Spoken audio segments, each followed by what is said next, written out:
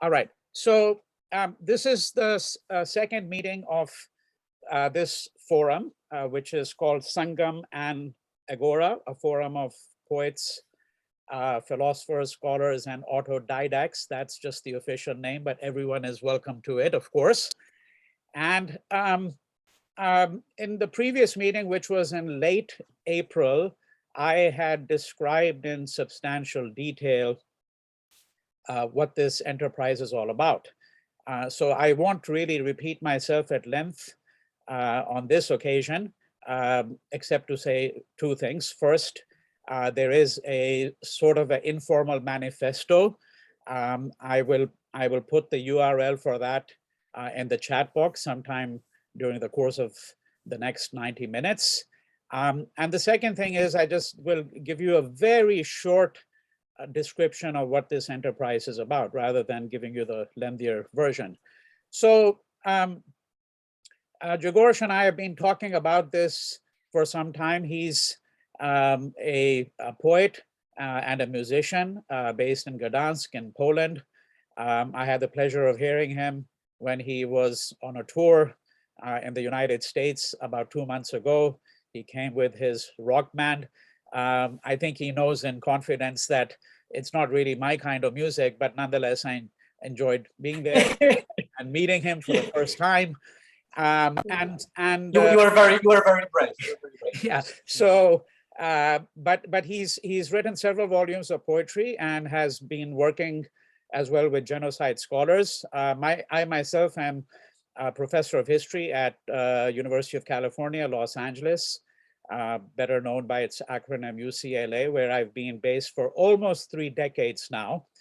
And so this enterprise really came about as a consequence of our discussions. And I think very briefly, we can put it this way. We're interested in the whole idea of the transgression of borders. Now, when I say borders, I mean the borders not only between nation states, because those borders, I dare say, only exist to be transgressed. They should be transgressed. The passport is a very recent social invention. There were no passports 150 years ago. And of course, today we have the surveillance state, and now we actually exercise surveillance over ourselves. So there's actually a border within ourselves, our public self, our private self. But we're also interested in the transgression of borders between disciplines, for example. I think poets, philosophers, artists, conventional scholars, they seldom talk amongst themselves, right? So there are all kinds of borders to be transgressed, but we're also I think, at a particular moment in history, at a certain moment, which I think is a great peril. I say this with the full awareness that every age thinks of itself as being in peril. As you know, if you lived through World War II, you thought you were probably living in the worst times, or lived through the Holocaust, or lived through the genocide of the Armenians, or of East Pakistanis in 1971, a horrific genocide that resulted in the deaths of over 1 million people there. Hardly anyone knows about it. But it's not only that. There's pressing issues of climate change. Obviously, there seems to be some substantial breakdown in what we might call norms of civility all over the world. I see democratic states lurching towards authoritarianism. So there's a great number of things to reflect on, right? And that's the context for this enterprise. And I only want to conclude my brief introduction by once again reinforcing what I said earlier, that we have no institutional support. We don't really desire institutional support because we want to be able to have the freedom to do what we want to do. So for today, we have 4 speakers who will read from their work. What we will do is we'll have the first 2 speak to us. I'll introduce the first speaker, and then I'll ask Grzegorz to introduce our second speaker. And then we'll have a discussion. And once we've had that discussion for 10-15 minutes, Then we'll move on to the second half, and that will in turn be followed by a discussion. The formal proceedings, if I may put it this way, will be about 90 minutes. I think that should be sufficient. But I should say at the outset that if there are people who want to linger on after that, then by all means, some of us can do that. So I want to begin by introducing David Garyan. David has an MA and an MFA from California State University, Long Beach, and he also has a master's degree in international cooperation on human rights and intercultural heritage from the University of Bologna. So he's now living in Italy. He has published 3 chapbooks, 1 full-length collection, 1 book-length poem, and numerous long poems in various publications. He has a poem called Open Letter to the Students of Brandeis University with Bibliography, which was praised by Joyce Carol Oates. And he also has interviewed various award-winning writers such as Elena Poniatowska, Robert Pinsky, Susan Stewart, and many others. So David, all yours. And let me just say that each person has about 15 minutes, and I'm going to request everyone else to be muted, please. Thank you. Thank you. Thank you so much, Professor Lal. So can everyone hear me? Fantastic. All right. I would actually like to start the session by reading the work of another poet, and this is something that we rarely do. We often, often we wonder why so many of us are getting the lack of attention. And in this case, I think it's important for us to read the work of another poet. And so I'd like to start with Dana Joy's poem, who was the former California Poet Laureate. And if you don't know much about him, I will leave you an interview I did with him here in the chat. And this poem is called Progress Report. Here we go. It's time to admit I'm irresponsible. I lack ambition. I get nothing done. I spend the morning walking up the fire road. I know every tree along the ridge. Reaching the end, I turn around. There's no point to my pilgrimage except the coming and the going. Then I sit and listen to the woodpecker tapping away. He works too hard. Tonight I will go out to watch the moon rise. If only I could move that slowly. I have no plans. No one visits me. No need to change my clothes. What a blessing just to sit still, a luxury only the lazy can afford. Let the dusk settle on my desk. No one needs to hear from me today. So that will be Dana's poem. And the next poem will be actually an untitled poem, which published it, called it the Armenian Genocide poem, but really it has no title. It's quite a long poem. I will just read the first section of that. All right. What is the red liquid flowing through the bodies of people and animals? What would a child say? What would adults say? What would a doctor say? What is killing people because you hate who they are? What would a child say? What would adults say? What would a doctor say? What is the substance that carries oxygen throughout the body? A smart child may answer correctly. Most adults should answer correctly. Even a bad doctor will answer correctly. What is the systematic extermination of people on the basis of ethnicity, nationality, or religion? A smart child may answer correctly. Most adults should answer correctly. Even a bad politician will answer correctly. What has an average pH of 7.40 and 4.2 to 6.1 million erythrocytes per microliter for men and women? Children will say they don't know, but they don't know that they know. Smart people may know, and most doctors should know. In 1914, who had an average population of 1.8 million that shrunk to 300,000 3 years later in the Ottoman Empire? Armenian children will say they don't know, but they don't know that they know. Smart Armenians may know, most politicians should know. We should let doctors decide if a bleeding person feels real pain or not. Blood isn't a red liquid flowing through the bodies of people and animals without the word blood. We should let historians decide if the massacre of Armenians can be called genocide or not. Genocide isn't the killing of people because you hate who they are without the word genocide. History is a pristine mummy of someone who bled to death. Accurate statistics don't lie, but they also don't feel.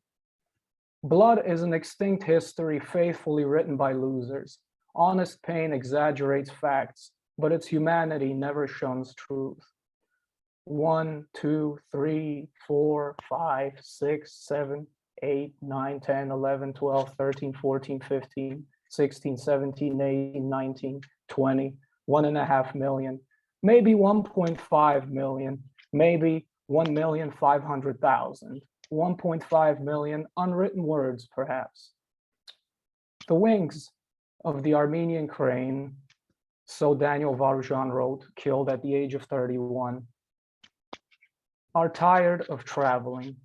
What statistic can precisely portray the tragedy of one dead poet? Is it one? Is it one? Or is there one? How about the statistic for the unwritten works that died with the poet? All right, and that will be the introduction.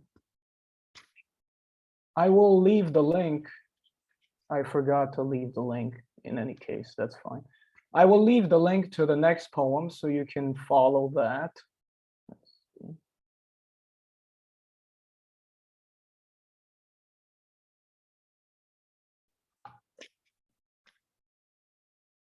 This next poem is called Dear Psychiatrist, published in the American Journal of Poetry. My life is a supermarket full of choices, but what I want is not in stock. When I share secrets, it's only the most boring ones, especially during our session. Writing this on a blank page turns me on. This page is intentionally left blank. I resist peer pressure with my inability to make friends.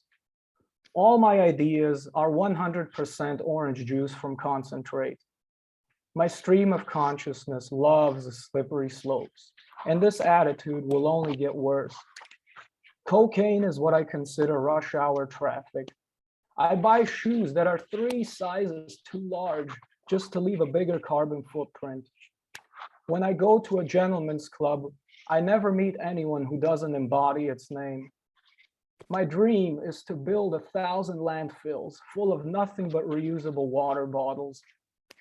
I envision a perfect world in which equal opportunity won't discriminate against opportunists. My specialty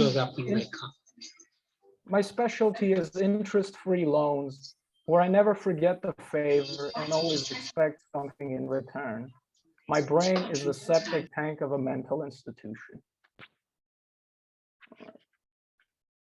And this next poem is my recently published poem in Cultural Daily, which is one of the biggest underground LA magazines. And if you'd like to go to the link, check it out, leave a comment or two, I would appreciate that. And it's called From Venice Beach to Venice, Italy, and it mixes English and Italian phrases. Here we go. Business is good or bad, depending who you ask, but business remains the same, much like plain spaghetti when it's cooked across the world. Come far crescere il vostro business? How do you grow your business? Ah, non lo so, dice il veneziano. I don't know, says the guy from Venice, but which one? And though we both work in different hours and different days, the weekend remains il weekend in the end. Cosa farai nel weekend? I think you understand, because we're all looking forward to escaping life's monotony, like Italian women buying groceries in high heels, or American girls in flip-flops getting gelato from Capri and Marina Del Rey. The aim is the same.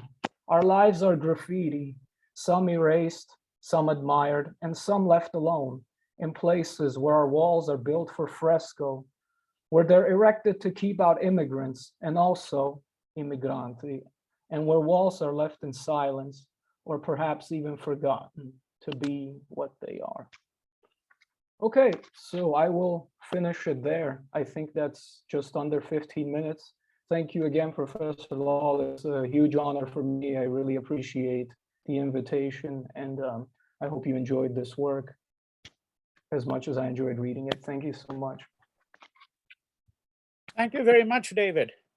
Thank you very much. Thank you.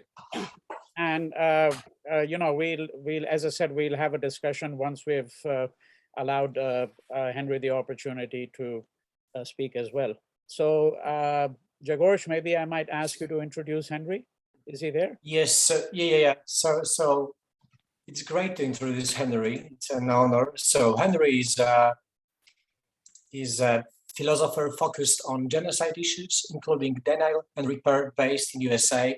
And more in details, he's currently Associate Vice President for Academic Affairs at Worcester State University in the United States, after teaching in its philosophy department from 1998 to 2017. From 1999 to 2007, he coordinated the University Center for the Study of Human Rights. Henry's research focused on genocide denial, genocide prevention, post-genocide, victim-perpetrator relations, reparations, and mass violence against women and girls. So, of course, there is a lot more about him, but I think it's enough as an introduction. And dear Henry, the floor is yours. Thank you so much, and thank you to Professor Lal and for this invitation and organizing this event, which is a great opportunity for me to connect with, I think, some just tremendously interesting folks who are doing work that I'm going to learn a lot from. And I have to say, I'm sorry, dear Henry, I'm sorry, because can we, dear Jonathan, can you, I think that it's from Jonathan, Jack, there is some. Oh, no. Yeah, the mute. Yes. That Russia doesn't seem to always hit what it's aiming for, which has devastating consequences. It's really. Jonathan, are being pushed hello? back by Ukrainian forces. May I ask you to put yourself on mute? Supply here. Therefore, undoubtedly, Russians have been targeting Kharkiv. Yeah, it's. There we go. Okay. All right. I muted it. Yeah. Okay. There we go. Thank you. All right. So thank you so much for including me, and I have to be honest, a bit intimidated by the folks on this panel who are very accomplished artists and thinkers. So you'll have to bear with me. I'm going to be on a very much amateur level compared to them. He's like. No, it's really true. But I think what this vision of this panel and this kind of discussion is opening up, I think, are some really important ways of challenging some of the latest problems we have, I think, with human rights. And so I'm really excited to just be part of that, maybe make a small contribution. Before I begin, I also want to give a, there we go. Just give a quick shout out to my tremendously good friend and colleague, Hachig Muradian, who's joined us, who's in the Library of Congress, a specialist on Armenia and Georgia, and a renowned scholar of genocide in his own right. I highly encourage anyone who wants a great, just tremendously insightful book to read his Resistance Network, which picks up some of the themes I think that we're gonna be talking about today. So I'm gonna start by recalling some of the old discussions about whether it's possible to represent things like mass violence and other kinds of horrific or cataclysmic events. And unfortunately, we're inundated on the news. I mean, just today, I think we just heard it from Jonathan's thing, something about the Ukraine and so forth. We're continually inundated with information about horrific events, environmental destruction, human destruction, all sorts of things. And yet the question is this being really represented in a meaningful way? And that goes back to, Elie Wiesel and talking about whether the Holocaust can truly be represented even in literature and so forth. And that's an important question to ask. I think what's happened with that more recently is some thinkers have pushed in the other direction and in fact said that the effort to try to engage these kinds of issues, these kinds of things that go beyond the everyday comfortable life that we all deserve to live and would like us to live and others to live, actually pushes art in various ways to expand in new directions. I'm thinking of, for instance, Kim Theriault's Rethinking Arshil Gorky. Arshil Gorky is probably best known as the sort of key link between European surrealism and the sort of shift to abstract expressionism and a kind of sense of pure abstract art. And Theriault argues in her book, 2009 book, that in fact his move to this kind of abstraction was because he was trying to deal with the trauma of his experience in surviving the Armenian Genocide and then being dislocated as a forced migrant, basically halfway across the world, and never really finding a home for himself that was that kind of place he was from. And he couldn't express it. He did try earlier on with some realist work, but he could never express it. And he really was pushed to this abstraction as a way of capturing the depth of trauma that he really couldn't get at any other way. And I think of, in reference to the Holocaust, you can think of Mark Rothko, and there are many others who have shifted art in various ways. I'm thinking about visual arts, but also literature and other kinds of things. And so this seems very interesting to me, that in fact, what art doesn't have pre-given limitations, literature, poetry, it doesn't have pre-given limitations, but it does need to move when confronted with these kinds of realities that are not the typical fare of a lot of poetry, a lot of writing, and so forth. And so that was the first thing. And I want to think about this historical moment right now and how we can think about what role literature, visual arts, performing arts, music and so forth can play. And in this regard, I would very much encourage you to check out the work and pay very close attention to the lyrics of Trupa Trupa as a great example of this, of doing some really innovative work, but also musically innovative to try to capture a kind of emotional truth about human suffering and denial and memory and so forth. What I'm going to suggest has actually really become more of a focus. As mentioned, I do a lot of work on genocide denial, and for years have tried to understand the psychology of denial and how it appeals to broad audiences. It can be denial of genocide. It could be denial of climate degradation and destruction. It could be denial of police brutality in the United States. Whatever it is, how that works and why it's so effective and powerful and so immune to the kinds of challenges that many of us would think would be obvious, right? You're presented video evidence of police brutality, violence, murder, and yet that doesn't have any effect on those who are in denial about that reality. And coming out of that, I was particularly intrigued by some of the testimony, and I know this is probably US-centric, forgive me for that, but the testimony around our latest demagogue, Donald Trump, and his followers some of you may be familiar with the January 6, 2021 insurrection, where the U.S. has had its, no way to idealize U.S. politics. This was another chapter of the kind of extremism in U.S. politics, the violence. But it's been particularly fascinating to hear the accounts given by people who were, quote unquote, duped by the propaganda that sucked them into thinking that an election had been stolen, that they had to stand up and fight, quote unquote, for democracy, to save democracy.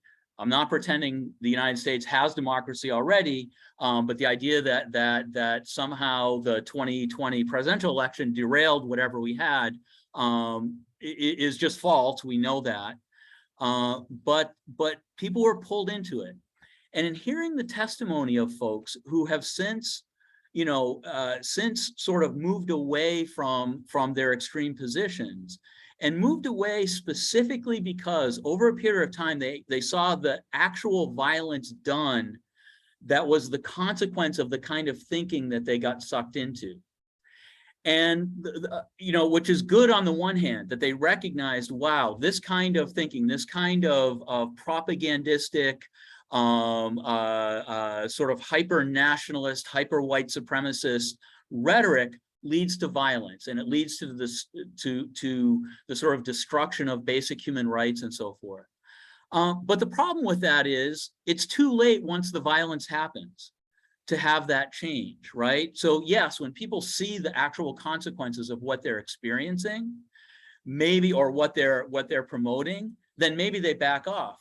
But once the genocide is underway, so to speak, it's too late.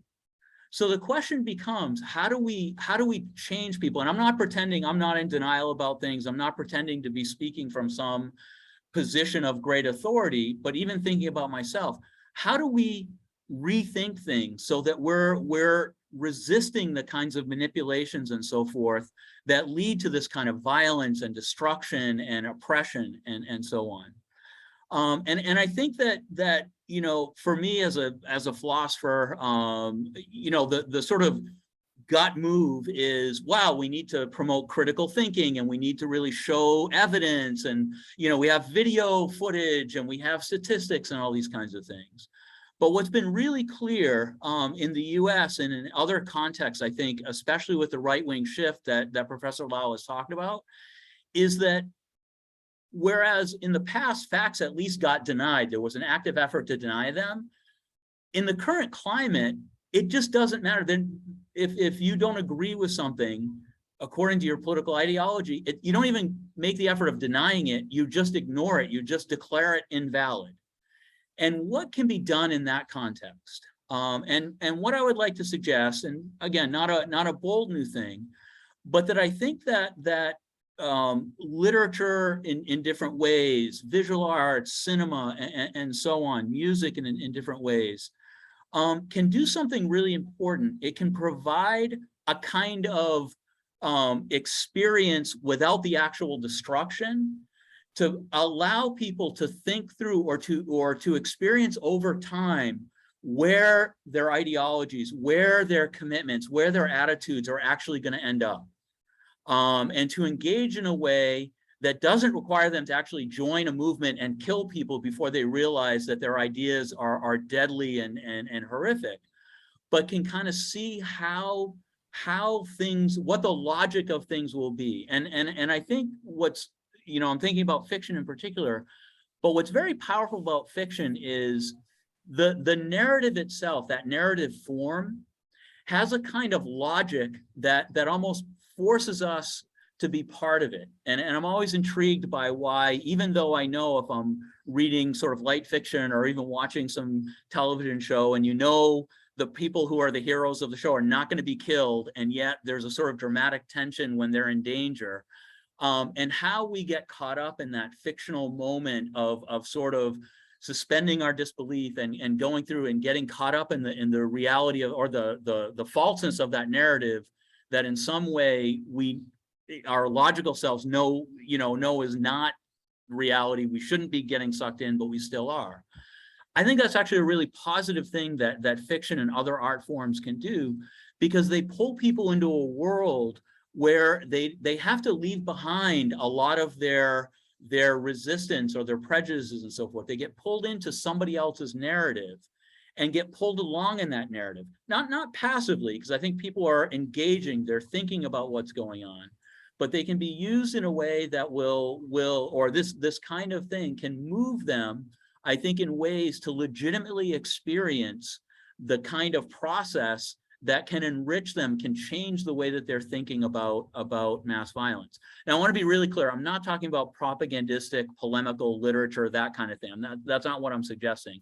Not art that's didactic, but rather a kind of art that puts people in a situation that forces them to stretch beyond all of their denial and limitations in the way that we're thinking and so forth, and pushes them past that. So I just want to throw out that idea, essentially. That was the goal. I think I'm probably out of time or pretty close to it. I was thinking about reading a very short flash fiction piece, but I think it's too long to do, so I can share that maybe in another way, assuming I'm about at time. Is that correct, Professor Lal?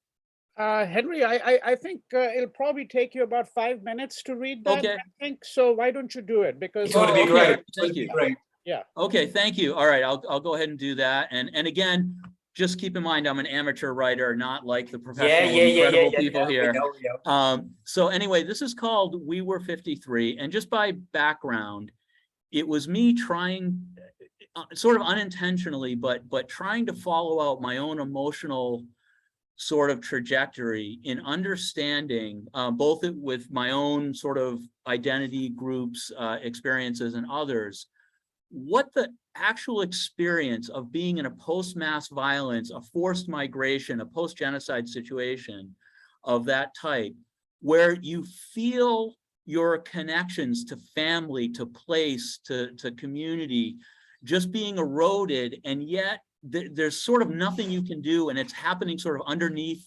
the level of action that you're on. So anyway, that's kind of the idea behind this. The line is short. Please, I have to get on. My daughter and me. This in broken Arabic. Varojan is holding the hand of an 8-year-old girl. He wears the remnants of a dark gray suit, dirtied white, no hat. His hair is curly and dark gray like the suit. His skin is gray-brown like the inside of an overcooked roast. He has a full mustache and large brown eyes set deeply in shadowy pockets. He is broad-shouldered, but with a thin waist and gaunt face. The girl is wearing a plainly cut, dirty and frayed, velvety dark green dress with small points of white and black all over it. She has his eyes and partial emaciation. They're standing before a small wooden rectangular table in a dimly lit office, the single room of a faded shingle shack on the dock, sun beaming through milky windows behind them and to the side. The Lebanese man in a blue uniform looks at them indifferently. It's 30 pounds for passage and steerage for you. The child is 15. Please, sir, I have only 20 pounds. His voice trails off. A man comes in through the open doorway to the left. He wears the same blue uniform, but Varojan knows he is the captain. Let them on for nothing. He turns to Varojan. Save your money for food. You'll have to sleep below wherever they can fit you in, but you'll have a place on board at least. Sir, captain, thank you. Thank you. Tears well up in Varojan's eyes. You have no idea. We were 53. Thank you, sir. In the midst of his desperate gratitude, the thought registers that it is best to leave with the thank you, to grasp the captain's promise without delay. Thank you, sir. The fare is 30 pounds, the man behind the desk says. But sir, the captain has said we do not need to pay. The man looks back at him, his brown eyes revealing no emotion or recognition. Varojan desperately pulls out his wallet. Somehow there are now 30 pounds in it. The fare is 50 pounds, please. Varojan hands him all the bills in his possession, 50 pounds. Thank you, says the ticket officer. Just then, Varojan realizes that he is no longer holding Hasmik's hand. He looks around frantically. My daughter, where's my daughter? The room is much larger than he thought. Where's my daughter? She is down below, working with other children to pay their fares. But the captain, Varojan, is already walking to the far end of the room, and the ticket officer has folded into its muddy, dim periphery. Varojan moves toward a door on the edge of the room. A young man in the ship's uniform is stepping by. Please, sir, how do I get to below, to where the children are? Dinner is in 15 minutes. You should get to your table now. But the young man is already gone. Varojan notices large tables all around the room, which is a dining room. A maroon carpet spreads below like a bloody ocean. Varojan walks to a table, knowing it is the one he is assigned to. There are 6 people already seated. 2, a couple wearing expensive evening clothes, the woman in a tasteful silvery gown and the man in a tuxedo. She is gray blonde and he gray with curly hair and a big mustache. They look North European. Varojan is still standing. We were 53. The soldiers killed us all but 2. I was away. I don't know what they did to them, my aunts, my cousins, all of them. When I came back, only my daughter was left, hiding in the cupboard. He remembers Hasmig. I have to go find her. Oh, you poor man, that's terrible. Genuine sympathy shows in the stately woman's clear blue eyes. You have to eat. He is already at the next table. We were 53. Don't you understand? This terrible thing has happened, village after village, vilayet after vilayet. We were 53. How can you eat? The people at the table continue eating. A man in another blue uniform approaches. Sir, That is a terrible story. Please sit down. Anything you need, sir, anything at all. Varajan is sitting now on a chair along the wall. Red satin covers all the padded surfaces of the room's furniture. It has two-part walls, rich wood for the bottom third and clean white for the upper two-thirds. Looking at his feet, he mumbles to himself, "We were 53. Please, sir, how do I get below?" He says to no one in particular. He stands, begins walking. He is in a huge open chamber inside of a great hall, a hall so great it feels and looks like an outside street. Bright light splashes off of walls, glasses, faces, but from where? A boy is talking to a man whose face shimmers in fuzziness. "You have to go now if you want to do some driving tonight. There's good money in it, and will only be in port for a short time." The boy responds, okay, I understand. He starts walking toward an exit to their pier. A girl steps forward. "Papa!" Varajan looks at her, then gazes after the boy. He turns back to her. "Who are you?" "I'm Hasmig."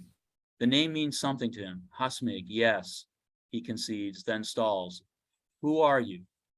She has already melted back into the walking stream of children. Her after image plays back in his memory as if experienced for the first time. He scans the crowd for her. Then he steps into the stream of children, moving with the flow. "We were 53, he says to no one in particular. Thank you. Thank you, Henry. Thank you for your patience. Yeah, thank you. So we can have a discussion now. And I'm just going to request that, whoever speaks, I'm going to request you to turn on your video if you can. And once again, request everyone else to be muted. So the floor is open for anyone who would like to comment. Or to ask something, David or Henry. I think that's the point. That they are yours in some way. Yeah, I mean, if I may jump in here real quick, that was I particularly appreciated, Henry, what you said about the whole arts kind of arena being able to sort of drive this discussion of bringing more awareness to these issues. And what I'd like to add to this is kind of related to, what you said, right? I mean, fiction, poetry, and art, in a sense, they tend to exaggerate things, right? And this is often what historical study or what many areas in the academy are uncomfortable with. But it's precisely this type of exaggeration, this artistic impulse that can have the capability to show us the real semblance of truth, the visceral side of it, not the intellectual side. And so it's important to remember that in many cases, as was and continues to be true in the Armenian genocide, for example, it was the intellectual apparatus itself of the universities themselves that were used to actually oil the machinery of denial. I mean, what the Turkish government has repeatedly, they've used the line of, well, let's have a historical debate about this. Let's get to the bottom of this. But in this sense, these debates, what they do is they strip the event of all their immediate emotional pictorial truths, which is why the governments themselves in general have always been uncomfortable with dissident artists, because while yes, they may exaggerate certain things here and there, it's this real emotional pictorial truth of suffering that we're really afraid of seeing, And so this whole rhetoric, seemingly benign and even perhaps noble, of letting historians decide what can be called genocide is in many ways, in essence, an attempt to capture not the truth, but it's an attempt to reduce the issue to the point of a type of unconcerned subjectivity that renders the real visceral suffering that did exist into a blunt instrument of statistics and complex arguments, And in fact, I mean, people like Jeffrey Robertson, the noted human rights lawyer, they even went so far as to argue that genocide is not a matter to be discussed by historians, but it should be a matter discussed by international criminal human rights lawyers. This is the real arena in which these issues should be discussed. Rusty, you have to unmute. Hi, this is all incredibly moving to me. And I just wanted to share, I happened into an issue of neuroscience, which is June 18th, and discussing how emotional sensation and analytical representations that occur in reading have a neuroscientific background, and it seems so alive to this. This is a long article, but I just tried to underline some things. Christine Kikas, her first name starts with a K, her last name is Kikas, is a doctoral student at Tallinn, Tallinn University, and she studied how sensations arise while reading poetry and fiction and affect us. So it seemed very much aligned. And some of the things she says is Kikas, she views language as a simultaneous proposition that is occurring, as well as a constant flow of consciousness. In other words, when we're reading literature, we are moving from one statement to another, but the connections that occur are intuitive flow, and they have neuroscientific power because of what's happening in our minds. And she is seeking to identify ways to approach verbal language that is considered a trigger to analytical thinking in particular. So, and we become sensorially saturated by this experience, which is a very powerful thing that is beyond language, but that comes to us through language. And I'm trying to summarize briefly, but it seems so aligned with what Henry and David are talking about. I just wanted to throw that in. Thank you for listening.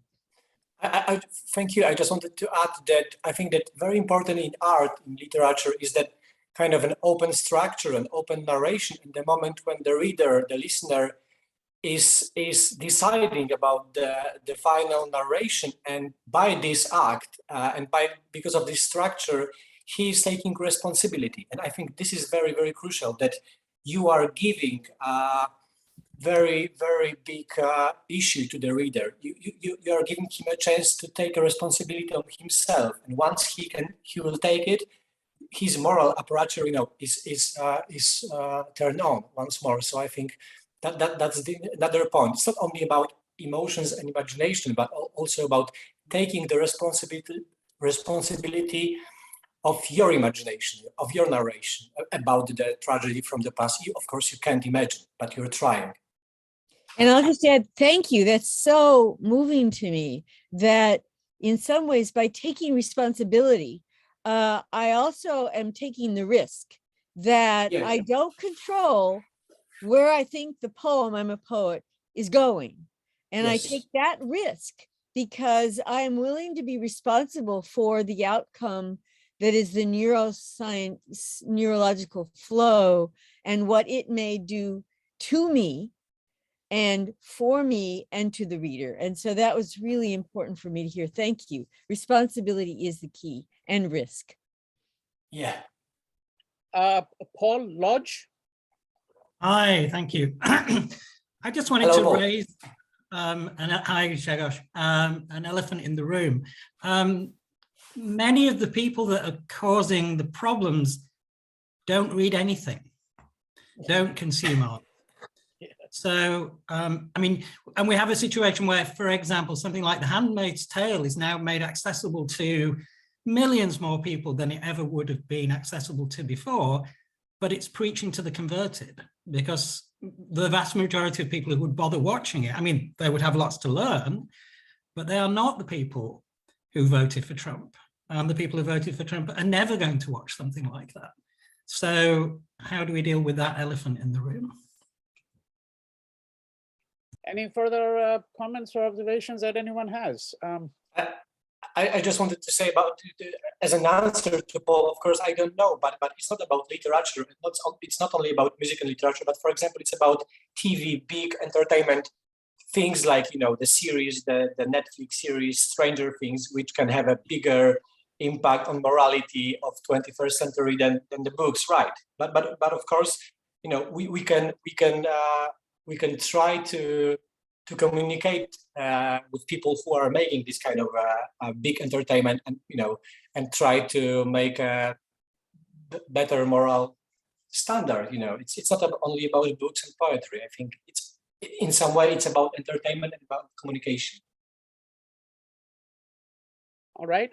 So I'd actually like to weigh in with a couple of observations, and I'll begin, however, Henry, with a question to you in particular, although anyone else can weigh in because we have a couple of philosophers. We have, David, who's written the long poem on the Armenian genocide. The question, Henry, is very simply this. I know that you've also been the president of the International Association of Genocide Studies. What we have seen in the last 2 decades is an institutionalization of genocide studies. And I wonder whether you have any ambivalence about that. I ask because I think in the United States in particular, the best way to defang anything, to emasculate anything, if I may use a provocation here, is to actually institutionalize it.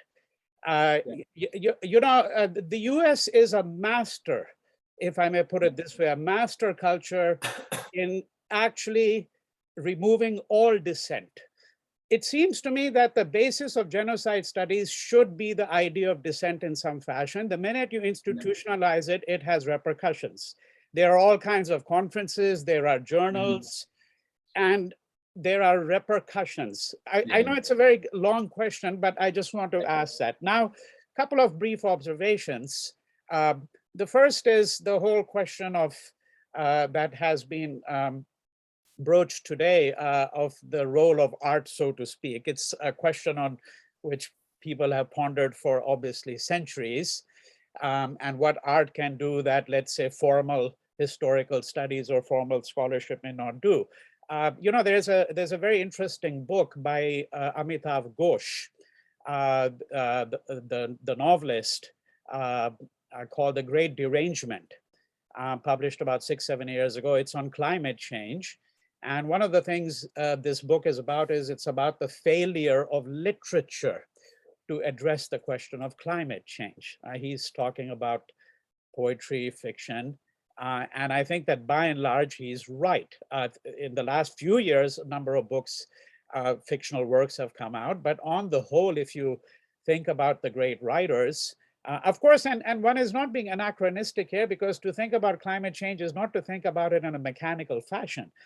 The fact that the earth was being mined after the Industrial Revolution on a scale which had consequences, you could see that in London, because if you read Dickens, you see what he writes about the soot and how buildings have become black and so forth and so on. But did literature really begin to address this, right? So it's the same question that arises in a sense when we're thinking about the Holocaust. Now, I do have one particular question, again, for those of you who work on the Armenian genocide. One thing that strikes me is that at least when we get to the Holocaust, I mean, the literature is staggering in size. It's just staggering. I mean, just the number of diaries and memoirs that have come out, I mean, it runs literally into the thousands. Do you think that the Armenian genocide has been addressed in literary works? I'm not saying to the same degree, because I know it hasn't been to the same degree, but do you think that writers have been able to sort of address it, and particularly viewing the fact, as David pointed out, that there has been a concerted effort, particularly by the Turkish government over the course of a century. I saw that being played out in my own department, in my history department at UCLA, where there was a hire that was being proposed, which was very controversial and was voted down with a difference of only 1 vote. I can't get into the details, obviously, for a chair, which would have had to do with some of these questions.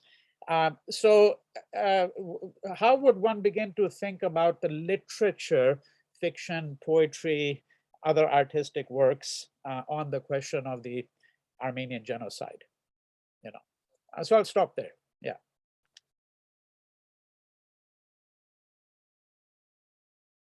Henry, would you? Yeah, I'd be happy to. Yeah. So first of all, it is a huge problem, and it's something that a number of us who sort of did genocide studies, I have to say, I was not trained to do it. I did it because I got hooked into things by people who knew I had some training in philosophy and understood denial, and also had a personal commitment to these issues. Pretty much everybody who was in earlier generations, I'm getting pretty old now, earlier generations of so-called genocide scholars, when there was actually no field of genocide studies, were people who were in different areas, and it was because of their commitment and concern. Not saying commitment and concern is enough to get the right sort of political orientation, but it was absolutely non-institutionalized. And we've seen this, and honestly, I've seen it in, you know, women, gender, and sexuality studies in a lot of fields where this sort of revolutionary potential, which I think still exists, gets supplemented by a very institutionalized framework. And genocide studies now, I see it, you know, early career scholars oftentimes are more interested in their career paths than they are in the area that, you know, what they're supposedly passionate about. And sometimes even pick the study. I have to say, genocide studies became attractive 15 years ago. Pick the area because it's an area of special attraction. You get to feel good ethically at the same time that you get to latch in, you know, sort of step into a field that's expanding in an academic space around the world that's typically contracting. So I agree with you 100%. This is something, you know, has been really discussed.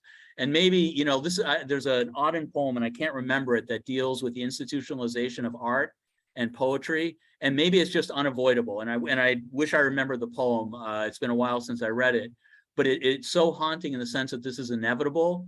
And in some sense, you know, once the field or an artistic movement or whatever gets to that point, we're just waiting for the next thing that's going to change things. And we are seeing a little bit of that, right? So, you know, genocide studies may be taking on a more conservative bent now, but maybe in certain other areas, certain areas of human rights studies or other things, we're seeing some new, fresh ideas coming up and new movements that could be very productive. So thank you for that great question and very astute thinking behind it.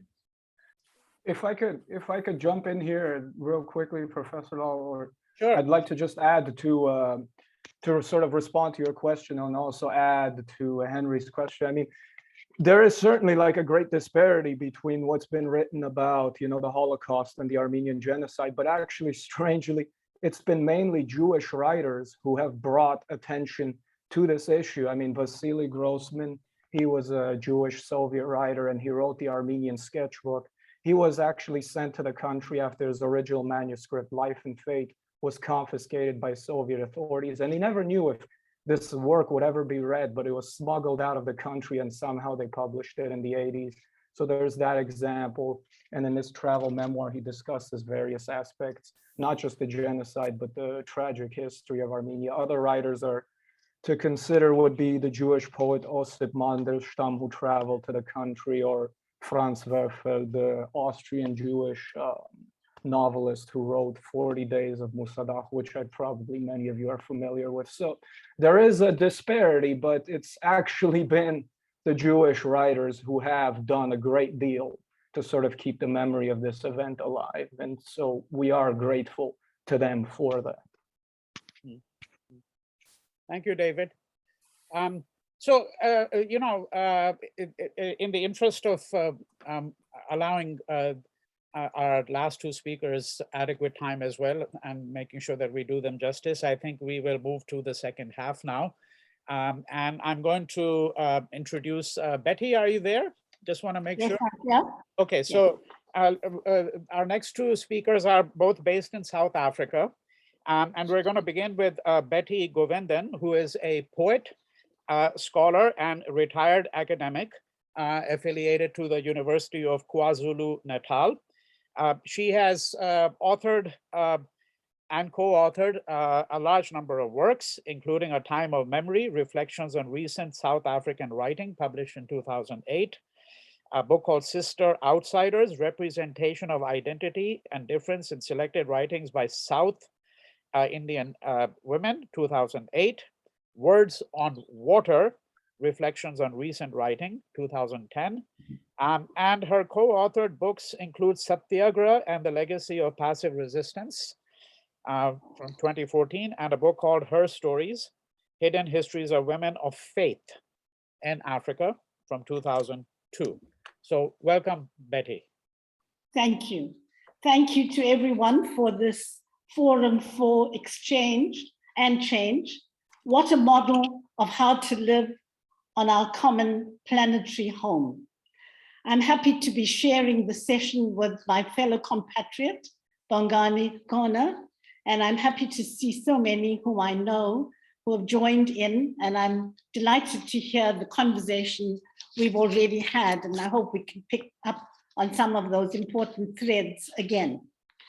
My poems are still works in progress, and so I'm also protesting Henry, and are actually little poetic essays with footnotes. They are all in different ways part of my own personal journey living in South Africa.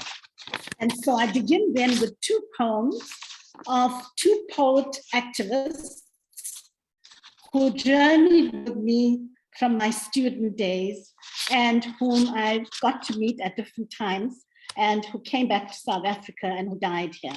Firstly, for Louis Nkosi.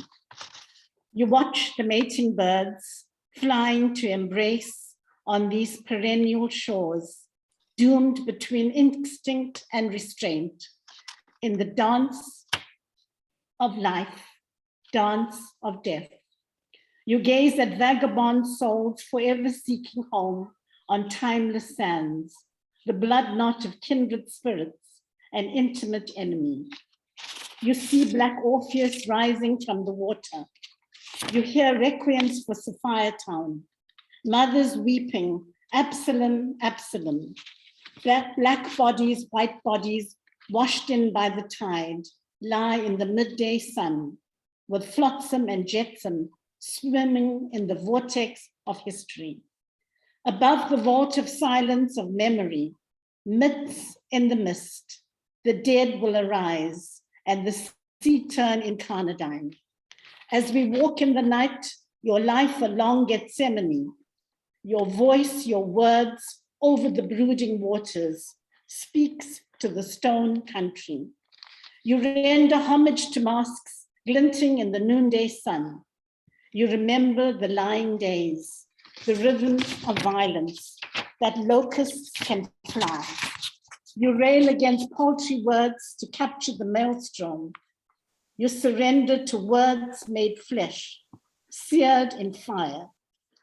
The rest is mystery. And then a poem for Dennis Brutus. You touch the simple and lofty with spirited words, impelled by your native humanity.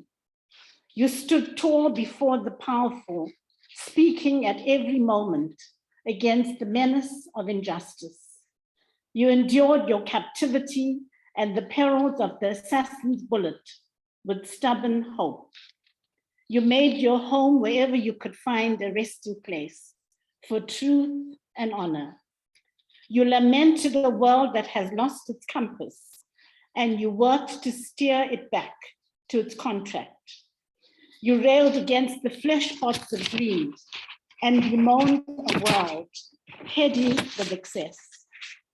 You used the weapon of poetry to sear hearts and minds with beauty and longing. You dreamed of a planet healed of its innumerable fissures and filled with love.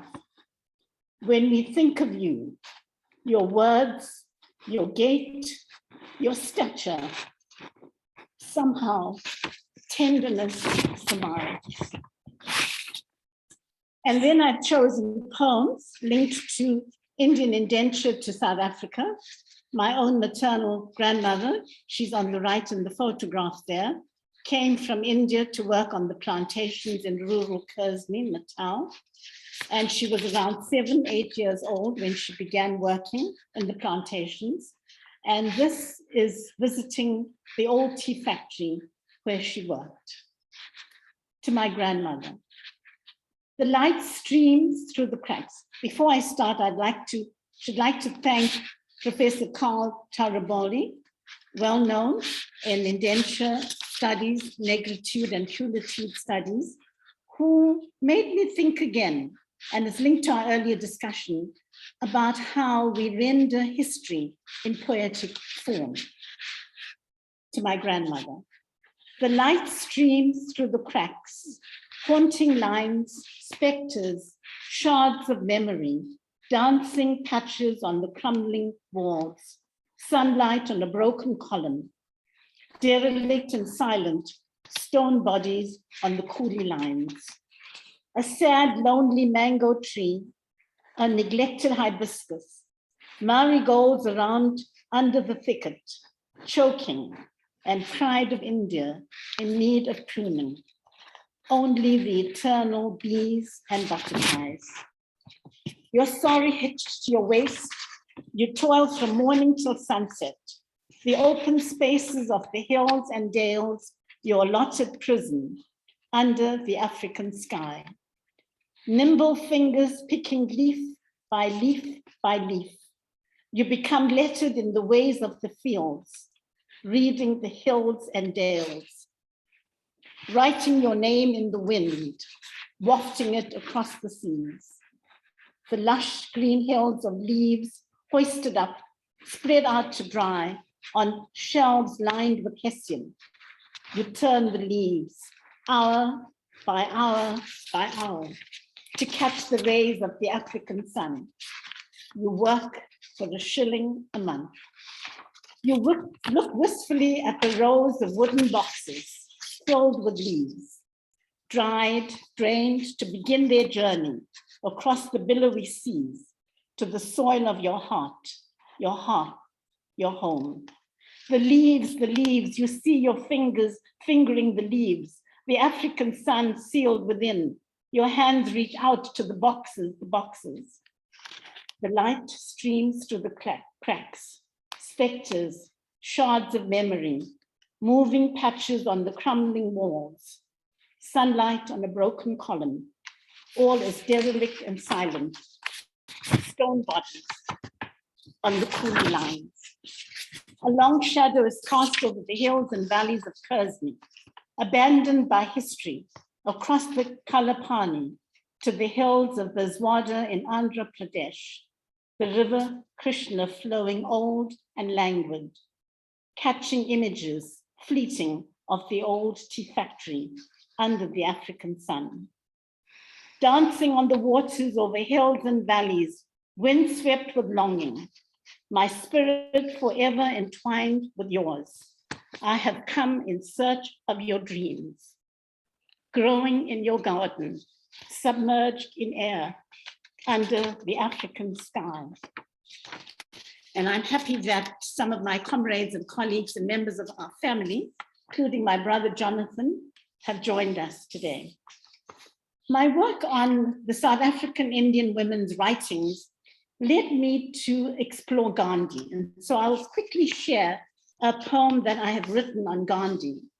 And there are many, that's the old tea factory. There are many poems and writings on Gandhi, and I've chosen just the one which deals with Savodya, which complements Satyagraha. Savodya. Unto this last I give the same as unto the first. He who worked from the first hour is equal to he who worked from the 11th. Both meet in the dignity of work and in the dignity of pay.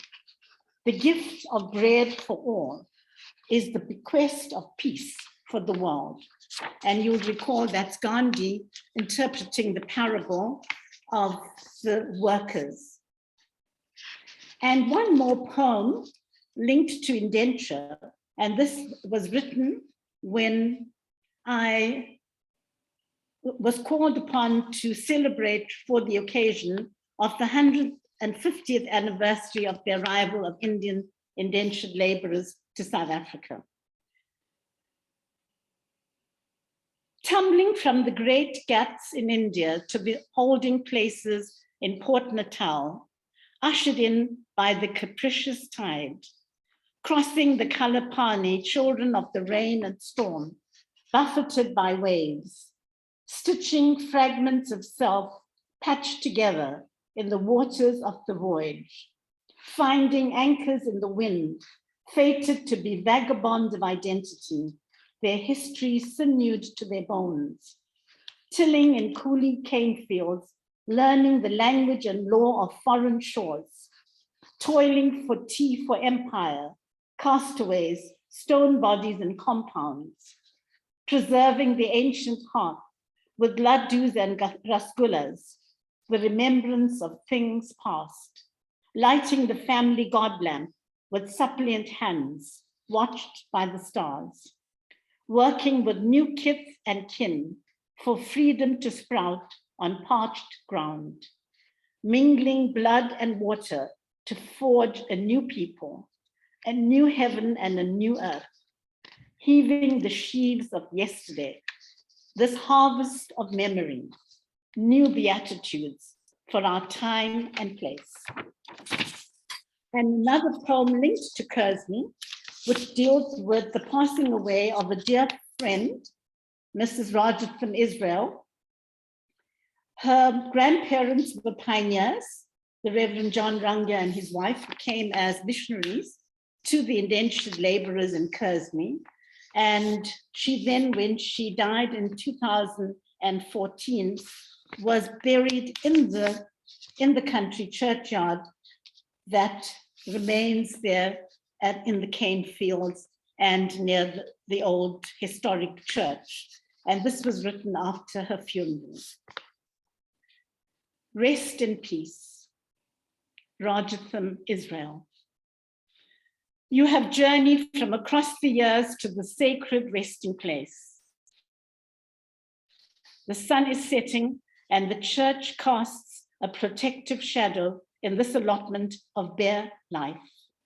The tombstones stand silently caressing their dead, filled with the memories of yesteryear. Here on this hallowed ground where saints have trod, time past and time present mingle. We gather downcast, but the trees stand tall, their branches aloft with praise. Dust to dust we intone, but your spirit soars on joyful wing, cleaving the sky. We lift our eyes to the hills and behold the wide open spaces that stretch unending to the heavens. And through the echoing sugarcane, we hear welcoming hymns of the new Jerusalem. As we stand here on the brink of eternity, in the allness of the universe, you have come home. And I'm happy to see that her daughter, Dr. Connie Israel, has also joined us this evening. And I hurry now to my last poem. I have written two poems for Archbishop Tutu, one for his 80th and the other for his 90th. And they are included in the collection of essays and writings edited by Professor Sarojini Nada and others that was published not long before, sadly, Archbishop Tutu died. So I've chosen to read for you tonight the poem that I composed for his 80th birthday on the 7th of October, 2011. And again, this is the result of a great deal of research into his life as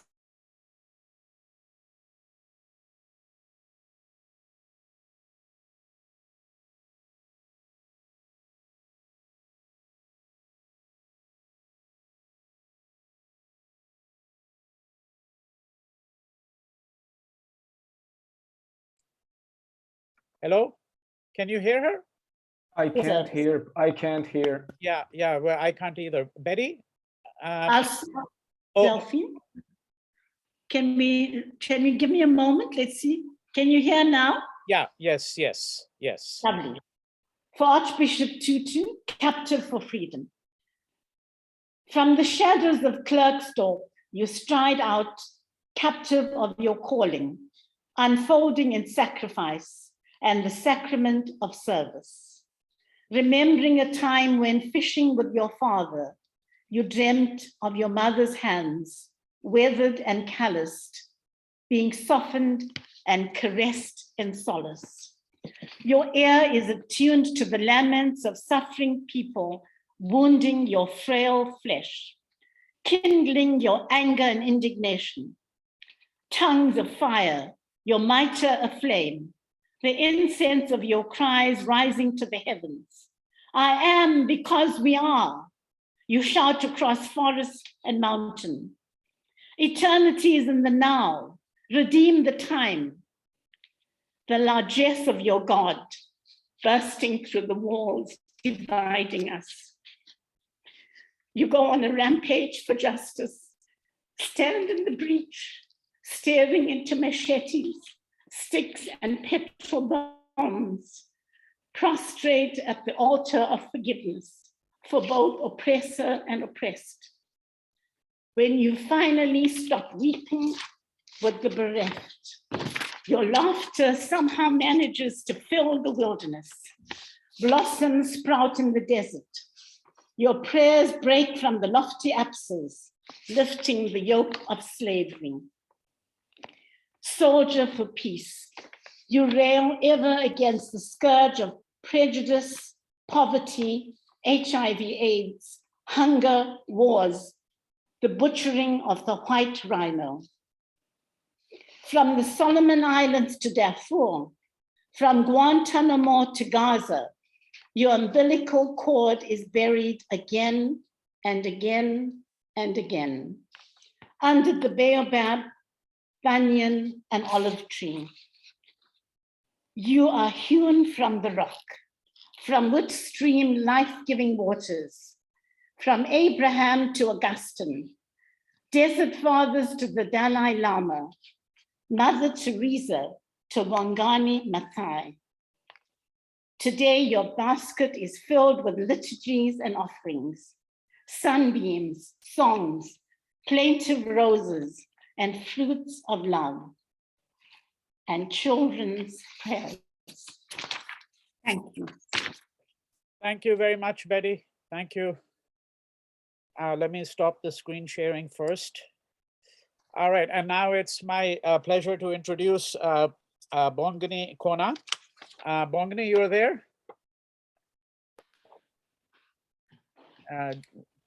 Are you there, Bongani?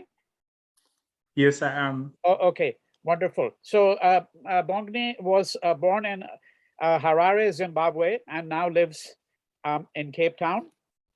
He holds a MA in creative writing from the University of Cape Town and is a PhD candidate in the Department of History at the University of the Western Cape, where he also lectures. For many years, he worked as a contributing editor at Chimurenga, a publication of arts, culture, and politics from and about Africa and its diasporas, and his essays and short fiction have appeared in a variety of publications and anthologies, including The Baffler, The Daily Assortment of Astonishing Things and Other Stories, and Upshot, Stories of Financial Futures, edited by Lauren Bukes.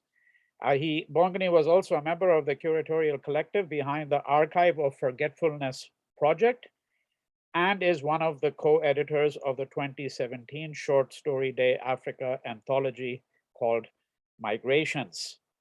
Most recently, he put together an anthology of stories on death and dying under the title, Our Ghosts Were Once People. This book features contributions from various other writers, including Madeleine Fullard from the National Missing Persons Task Team, an investigative unit set up on the recommendation of the TRC, that's the Truth and Reconciliation Commission, to trace the fate and whereabouts of those who went missing in political circumstances between 1960 and 1994. So Bongani, welcome. Thank you so much for this opportunity. And yeah, I also would like to say that Betty appeared in my life like an angel, and she still is an angel, and it's a real pleasure to be sharing this session with her. And yeah, thank you to everyone who's here. So I'm going to be reading from a memoir essay. I'm not a poet myself, so another protestation. A memoir essay called Strangers, which was a project commissioned by the BBC Radio 4. And it also incorporates the work of Habiba Badaroun, who's one of my favorite poets. So I'll get to it. It's in the form of a letter. Dear S, I've been thinking about the question you asked. How does it feel to live in Cape Town? It has aroused such a dense assortment of emotion, and in response, let me begin by telling you two stories, which might illuminate something of what it means to live here. The first is from 1958. It is told by a poet of the city I greatly admire, Habiba Badarun. Her late mother was the first in her family to go to university. At one point during the lectures at medical school, she writes, Black students had to pack their notes, get up and walk past the ascending rows of desks of the theater. Behind the closed door in an autopsy, Black students were not meant to see the uncovering and cutting of white skin, because what lay hidden under the knife, the skin, is the mystery of sameness. The second story is much more recent. In April this year, my mother was taken ill, and I moved into an apartment while she was in hospital. I hardly slept during that fortnight, and I was down to my last skin. And yet, one morning I decided to go for a run. At 5 a.m., exiting the gate, I jogged around the corner into my street and drew to a halt. I have to mention that she was white, and at a guess I would say in her late 30s or early 40s. Our eyes met and her whole body seemed to tremble with fear. At that moment, I wanted to scream, to wake everyone from their beds. Instead, I raised my arms and began running away from her, slowly, taking care not to look in a direction. The histories of violence, slavery, colonialism, apartheid, which remain part of our everyday life in this city, were designed, I think, to deny the mystery of sameness.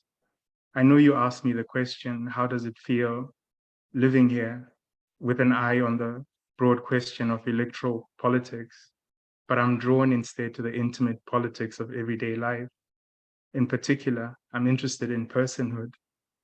The novelist Madeleine Tien says, so many people in our society are denied the privilege, the well-being, the grace of personhood, that quality of human dignity that we give to each other.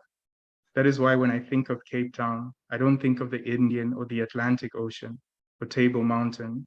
I think of borders, boundaries, dividing lines which mark territory. And I think of personhood and the harder, more devastating question, as Madeleine Tien says, of who here is allowed to be a person. Let me digress again. 7 years ago, I was unemployed for a period of 3 months. And in that short spell, I became invisible. By this, I mean, I stopped being a person in the eyes of others. It wasn't a sudden metamorphosis. It happened gradually. I spent mornings at an internet cafe on Long Street, which billed its clients 5 Rand by the hour. It was run by an elderly Chinese man and his son. Both spoke very little English, and neither did much of the clientele. And occasionally, voices would flare up in anger as they're wont to do when people misunderstand each other. Even so, it was worth it. We no longer live in the era of classified job adverts, and an affordable internet connection can be the difference between finding a job and remaining unemployed. The men and women I encountered could barely use a computer, but the same mixture of hope and desperation coursed through our veins every time we sat down in front of the computer and the machine hummed to life. As my appearance took on the character of my hardships, I had the feeling that no one outside the internet cafe could see me. This was devastating. Here I was, a graduate from a prestigious university, so used to the privilege, the well-being, the grace of personhood.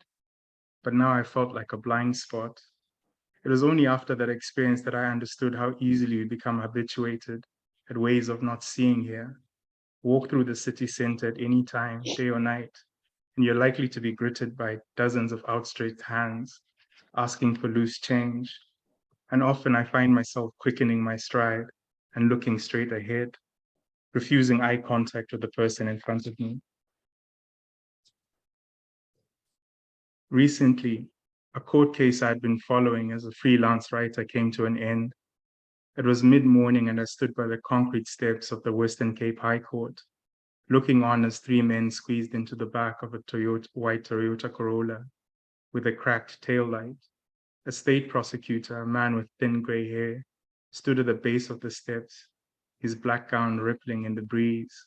When the car rounded the bend into Lewin Street, I overheard someone behind me say to a companion, I told her she should just get a black woman to clean the house. I was taken aback, but I refused to be drawn into the argument. I walked away, stepping into the day's heat. But I thought to myself, what are the conditions that allow a human being to speak of another as if they were a generic wooden carving in a curio store, a piece of property you would not place such a high value? Some of this has got to do with distance, geographical distance, which translates into social distance.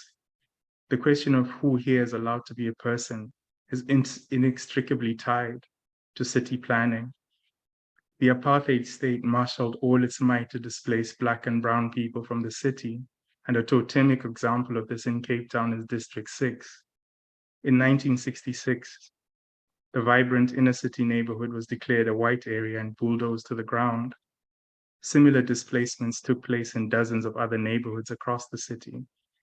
My mother's family used to live in Claremont, in a narrow house just behind what is now the curved glass and brick Cavendish Mall. Habiba Badiroun writes again, I'd heard stories of their impossible neighborhood with its mixing of religions, occupations, and colors. But like so many others, the neighborhood was declared white in 1968 and its residents banished to the outskirts of the city. She writes again, I was born a year later, so I knew Cavendish Square as a white mall where eventually we would go to watch movies.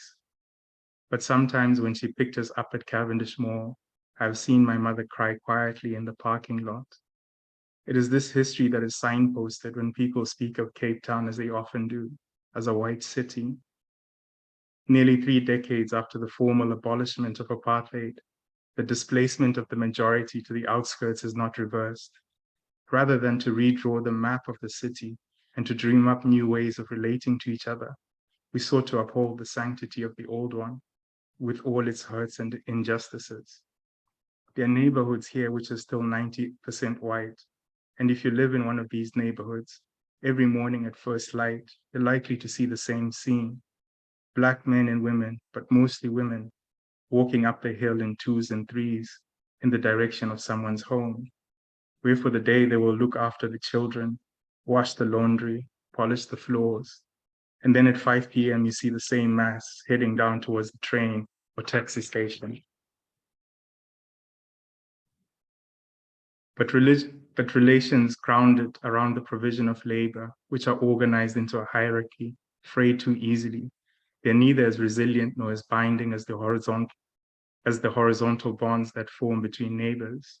And as for me, a radical dream for Cape Town would be to remake the city without white or black neighborhoods.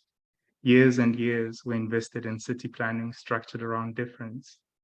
In the 18 years that I've lived here, I've had a dozen different addresses, always the same small room, a narrow bed, in a quiet street in which nobody knows my name.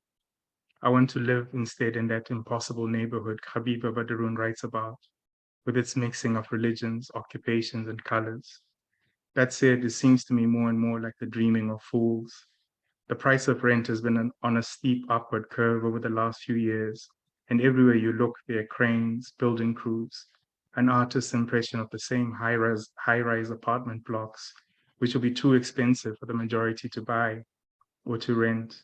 Property is booming here, no doubt, but along with it, a de facto Group Areas Act has been put in place, a law which demarcates the residential areas we can live in based on our racial differences. I'm running out of time, my friend, but I have 2 more stories I would like to tell you.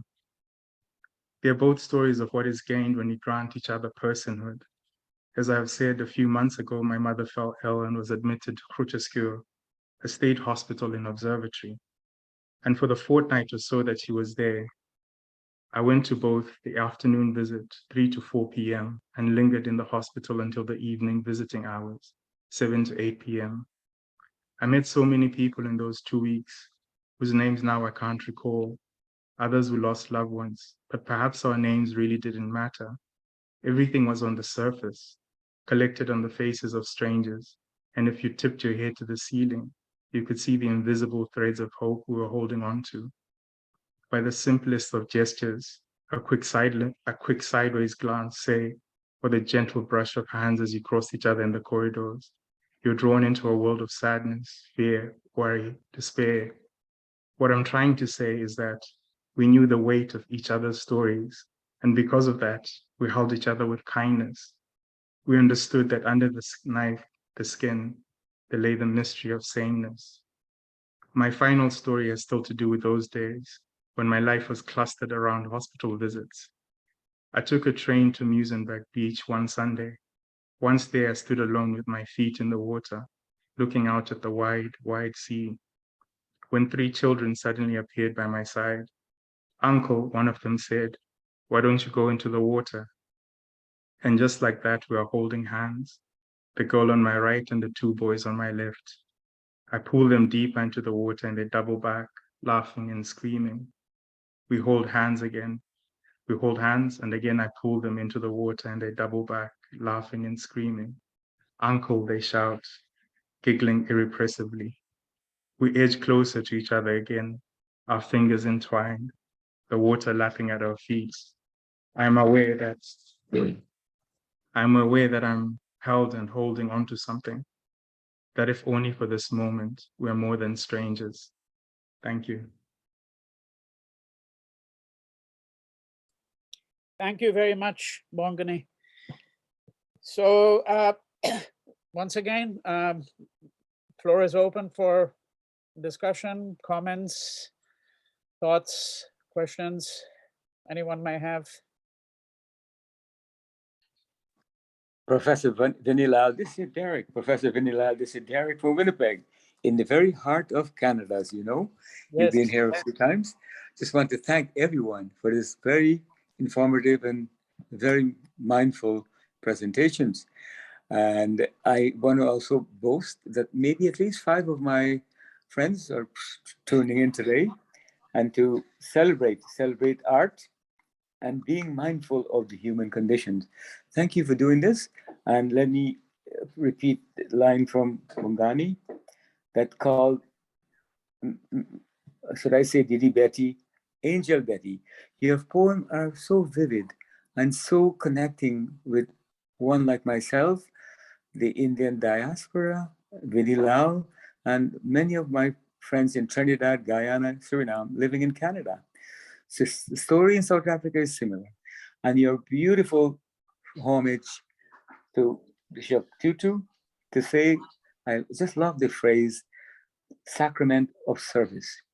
And most of all, the line where you said, his laughter fills the gap of the wilderness. Everybody knows his laughter, and you captured it so magnificently. So that's my contribution today. And to all my friends who subscribed today, hope you enjoy it. Vinay Lal, bye. Continue to do this magnificent work. Thank you. Thank you, Derek.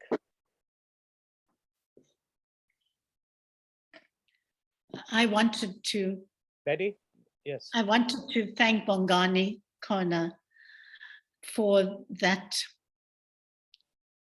experience that he described. And it is true what Rusty Morrison said about how we are drawn in by the writing.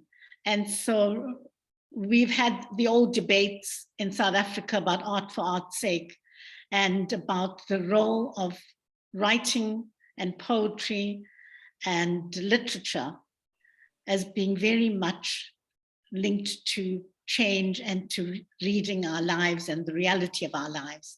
And it's the same with the first 2 speakers, with Henry and David, and Bongani's very riveting description. Our lives are lived in that way, the way Bongani has described it. And I want to thank him for that, because there is no need to embroider. It's there, as stark as we're able to see. Rusty? Yeah, I just wanted to also just thank Bongani and to thank you, Betty. And it's just been mind thrilling. I don't want to say mind blowing, but mind expanding to be here.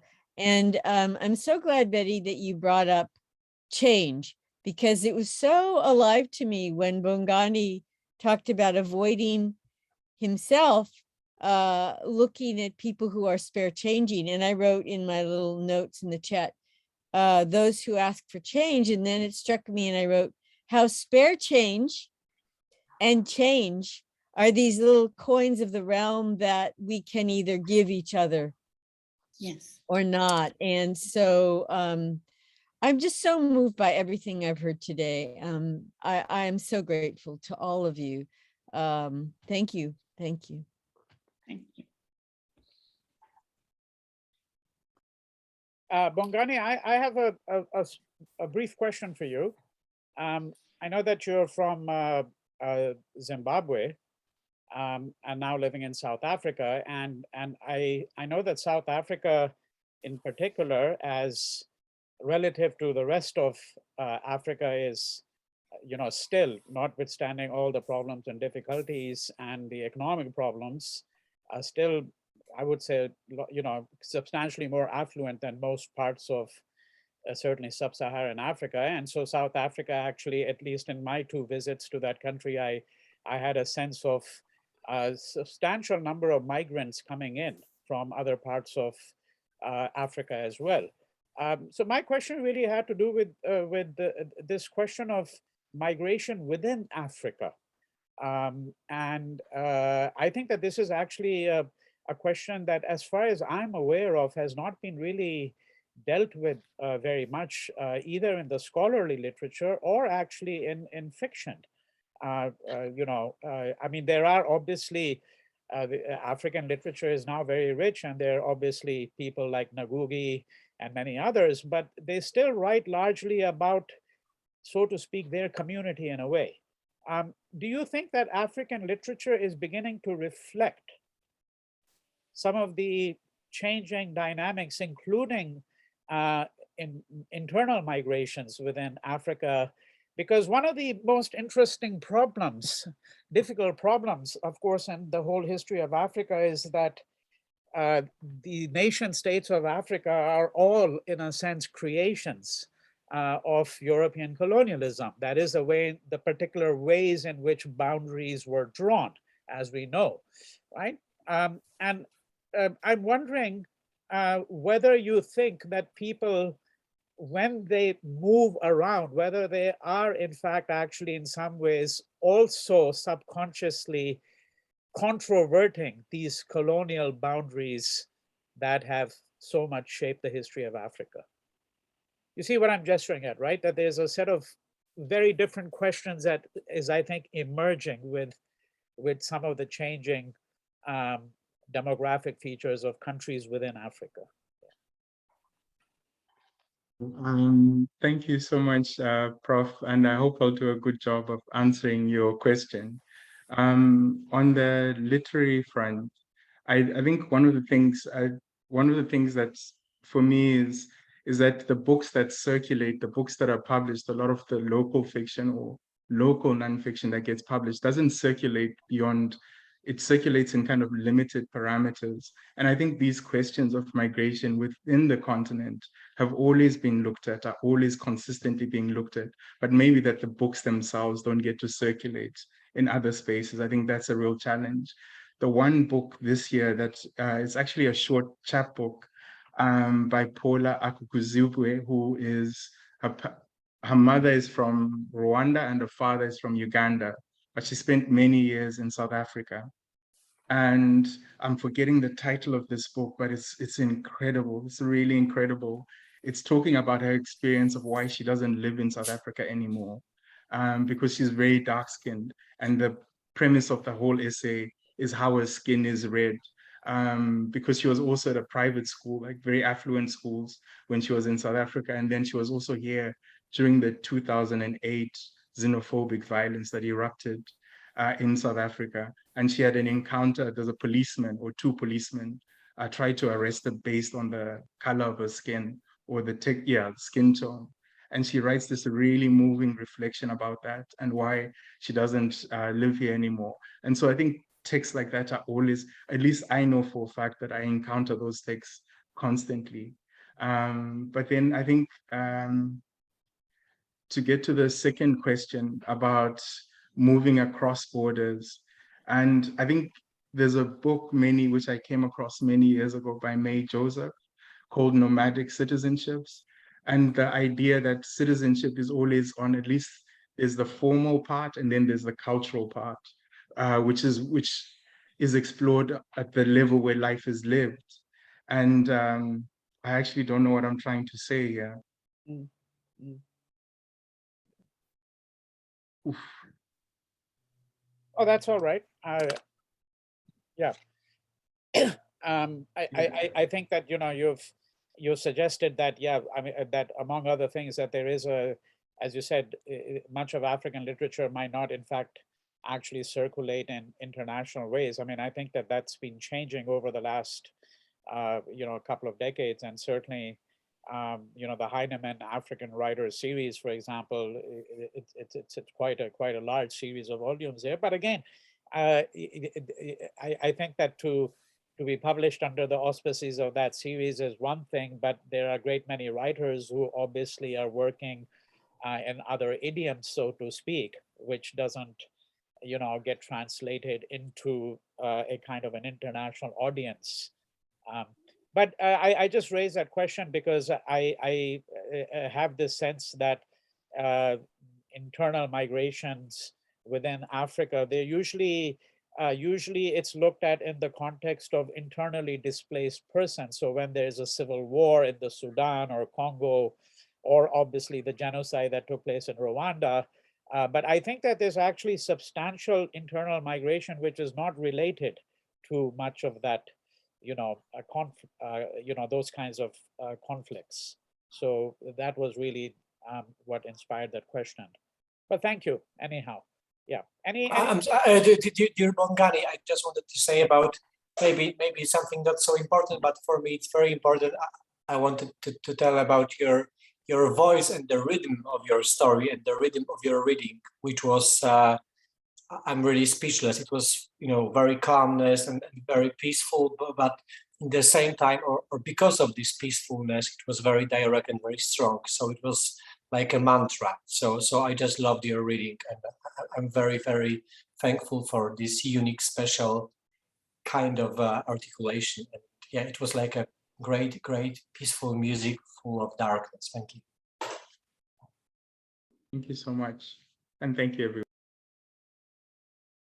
Any further thoughts that anyone has, or comments, questions? Richard, Jeffrey? Yes, thank you. Hi. This has been marvelous. It has really been marvelous to listen to everybody and to hear the work that you've all shared. I put this in the chat, but I unfortunately hit enter while Betty was reading, and I had not meant to do that. I wanted to wait till afterwards, so I just thought I would raise it here.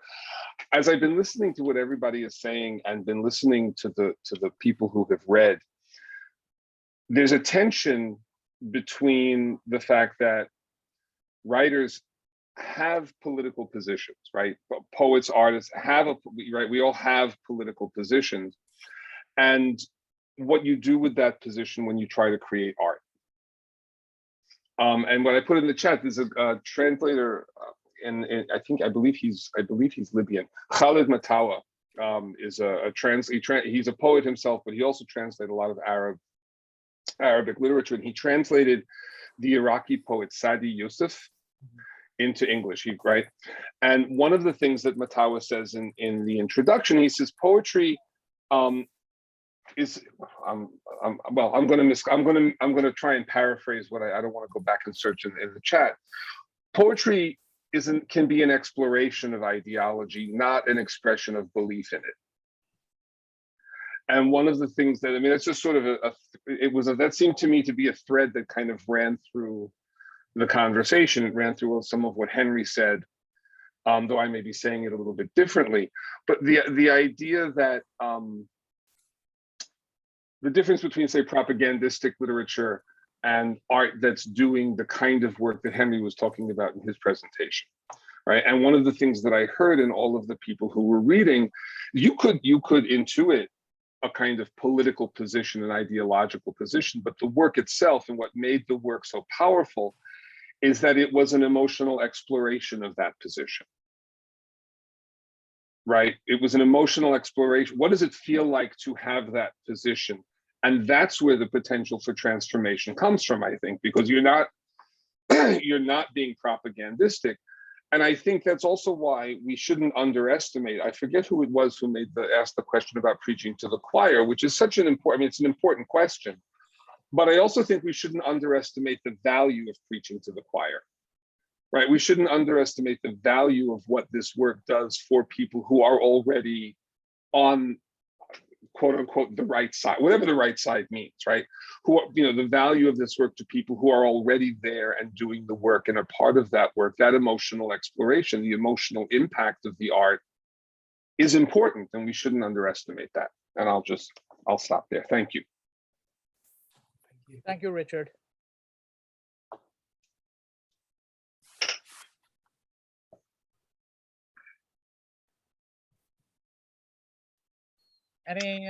Anyone else would like to weigh in with any thoughts or comments? I could add just one comment. I put it in the chat, but maybe people wouldn't have seen it. I just have tremendous respect for both of Bongani and Betty and the work and sort of how they approached sort of creating a voice that was at once, intellectual. It really was reflective and thoughtful, but at the same time, and this picks up what Richard was saying, was very deeply embedded in their personhood and other people's personhood and their sort of emotional life. And I think that's incredibly hard to do and often comes off as very fake, if I can say it that way, or very artificial in literature, where people force that kind of two levels. And I think maybe one of the powers of their work is that those levels for them are very linked and intertwined. And I think that's a place where we want to go. And again, I think Richard's comments really captured a lot of that. So I'm probably saying it worse than he did. The other thing I wanted to say about Betty that I so much appreciate about your work in particular is that you situated it within a community of activists and writers that didn't foreground yourself. Even though your work is amazing, you were referencing other people and speaking with a community voice in a sense, and making sure that other voices were there with yours. And I think that's a very powerful thing on so many levels. It shows a kind of real reflective, I don't want to say humility, but something like that, where you see yourself as part of a bigger project and a bigger space and a bigger community. And at the same time, you're contributing to that community in a really meaningful way and taking what these others have done and moving it in a direction that only you could move it. And I just found that really exceptional and really appreciated it. Thank you. Professor Lal, if I may add very briefly. Yes, thanks. Derek. We really, and I will ask and have opinion from my 5 or 6 other friends that subscribe today on their opinion that will give you feedback. But I personally will really like to suggest very gently that we can take something back and do something with it, if I could put it that way. Like today's Betty's poem, she picks champions and celebrate them, at least two, Gandhiji and Desmond Tutu. We can, that by listening to that, I can take it and go and do something with it.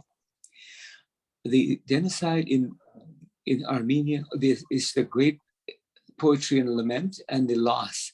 But I like, what can I do? Example, what current affairs can I do coming from this forum today? Is what's happening in Sri Lanka is a tragedy. And what can I do as an educator or as a community leader? And I'm also the secretary of the Gandhi Center in Canada. What can I do? What can you bring to me next time? If I can encourage ourselves, what we can bring to talk about Sri Lanka on it'll be, would it be Mauritius? Would it be Guatemala? And bring current affairs that we can share it and advocate, as Betty done in her poem, and all of us do it in different ways. But I thought I'd just put that in there. The last collective we had, I took away so much, and I practiced some of them, but I would continue that we can bring more to the table and take away a little bit more. Thank you. For practical reasons. Thank you. Thank you. Thank you, Derek. All right, so I think that, Henry, did you have something to add? I was just going to try to answer that in a very specific way, and it follows up something you had asked before, Professor Lal, about institutionalization of genocide studies.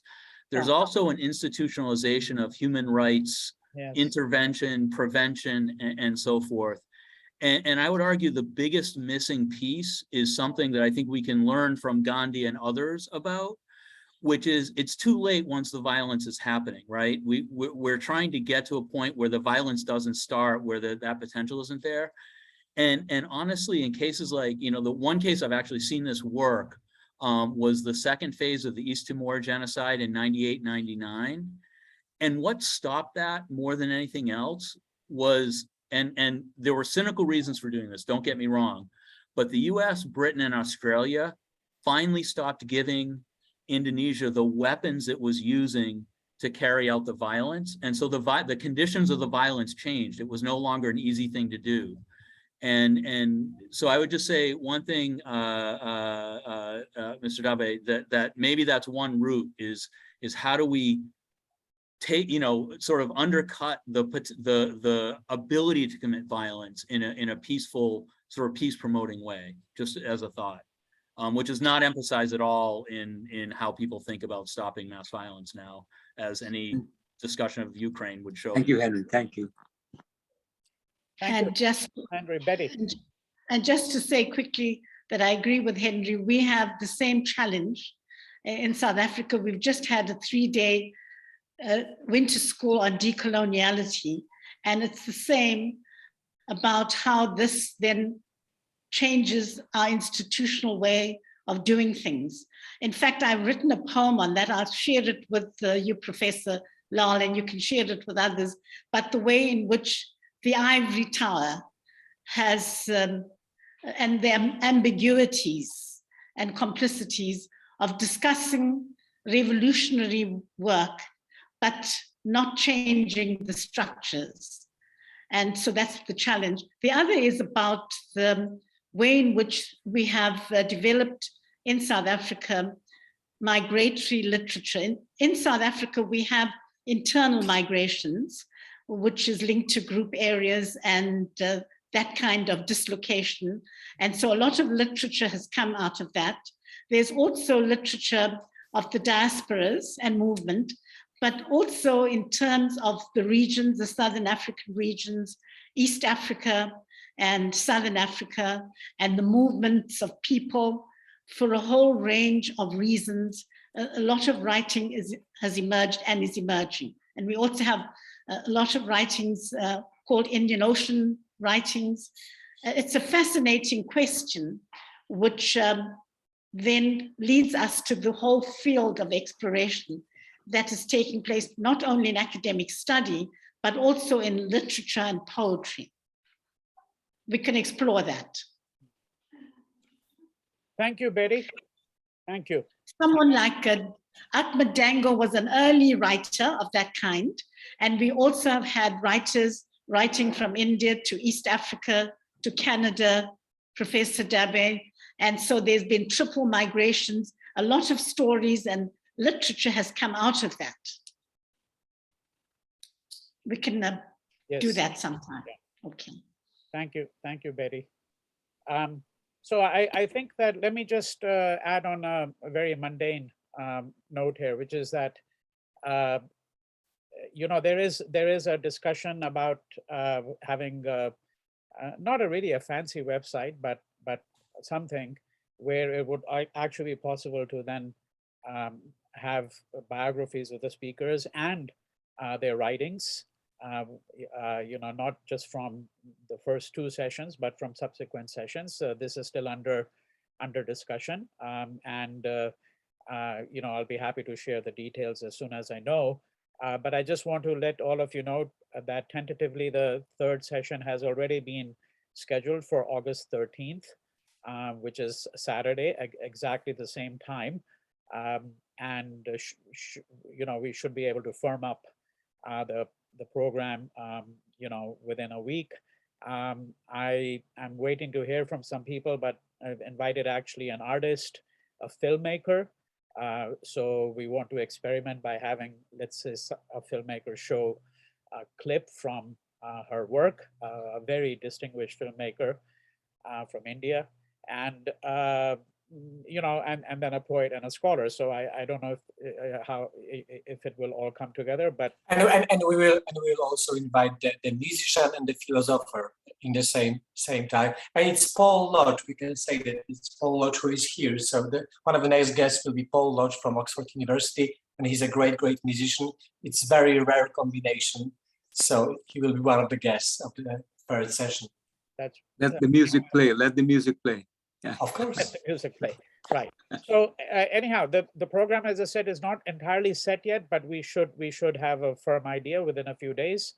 I think on that note, I'd like to conclude by thanking Bongani, Betty, Henry, and David for reading from their work and for joining us today. And a thank you to the rest of you for joining in as well. So I think we'll conclude for the day. Rusty has something to say. Just Rusty. a real quick question. I really want to make sure I get a link to the next one on August 13th. You You'll will. send us a link. You will. Yeah. All right. Yeah. Thank you, everyone. Gosh, it was incredible. You guys were incredible. Thank you. Okay. Thank you. Bye-bye. Bye-bye. Thank you so Bye-bye. much. Bye-bye, guys. Yeah. Ciao. Thank you, everyone. Thank you. Thank you, David. Yes, stay well, Thank everyone. you. Thank you, Vinay. Yes, I'll be in touch with all of you. Yeah. Thank Thank you you, all. Bongani. Thank you. Bye.